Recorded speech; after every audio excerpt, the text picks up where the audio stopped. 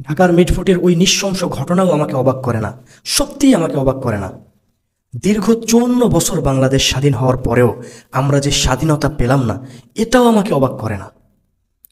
দীর্ঘ 16 বছর বাংলাদেশের মানুষের ঘাড়ে চেপেছিল যে স্বৈরাচার, তাকে উৎখাত করার জন্য 2000-এর বেশি মায়ের কোল খালি হয়েছে, সেটাও আমাকে অবাক করে না।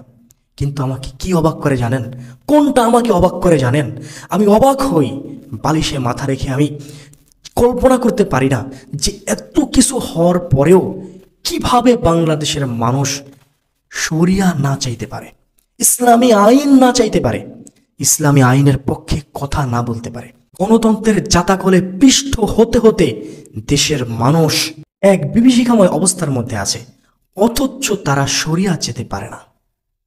কেন? কি সমস্যা? কোন কারণে এদেশের মানুষ শরিয়া চায় না? কোন কারণে এদেশের মানুষ ইসলামী আইন চায় না? তাদেরকে আপনি নামাজের কথা বলেন, দৌড়ে গিয়ে মসজিদে নামাজ পড়বে। তাদেরকে আপনি ধর্মের কথা বলেন, সব কথা শুনবে। যখনই বলবেন দেশে শরিয়া আইন বাস্তবায়ন করতে চাই, তখনই পিছে হেঁটে হেঁটে চলে যাবে।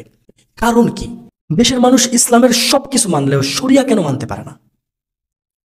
আছে আপনার কাছে কোনো উত্তর? আমার কাছে আছে। একটা কথা আছে না, নিজে ভালো তো জগৎ ভালো।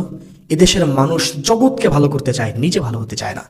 শরিয়া কায়েম হলে নিজের আগে ভালো হতে হবে, তারপর জগৎ। সমস্যাটা এইখানে। এদেশের মানুষ মনে করে যদি দেশে গণতন্ত্র বিলুপ্ত হয়ে শরিয়া চলে আসে, তাহলে আমাদের কি হবে? আমরা যারা চুরি বাটপারি, ছিনতাইবাজি, টেন্ডারবাজি, চাঁদাবাজি, বাটপারি করে চলি, আমাদের কি হবে? যতই নতুন রাজনৈতিক দল আসুক, রাজনীতির খেলা সেই মৃত্যু, সেই চাঁদাবাজি, সেই বাটপারি। এই গণতন্ত্র কোনোদিনও আপনাকে ন্যায় বিচার দিতে পারবে না। এটা গণতন্ত্রের অক্ষমতা, কোনোদিনও গণতন্ত্র এটা দিতে পারবে না।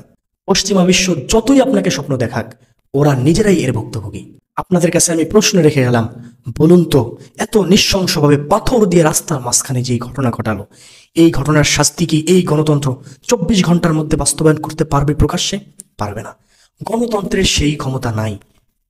7 বছর, 5 বছর, 6 বছরের শিশু বাচ্চা ধর্ষিতা হয়েছে, তার ধর্ষকের শাস্তি প্রকাশ্যে হয়েছে? গণতন্ত্র করতে পেরেছে? পারে নাই। যদি ইসলাম হতো, এই হত্যার বিচার হয়তো কিসাসের মাধ্যমে। যদি শরিয়া আইন বাস্তবায়ন থাকতো, তাহলে ধর্ষকের বিচার প্রকাশ্যে হতো। এজন্য দেশের জনগণের কাছে আমার আকুল আবেদন, খেলাফত নিয়ে কাজ করুন, খেলাফতের পক্ষে এগিয়ে আসুন। আমি চেষ্টা করছি, আপনারাও পাশে থাকুন। ইনশাআল্লাহ এই বাংলার বুকে একদিন কালিমার পতাকা উড়বেই, খেলাফত কায়েম হবেই।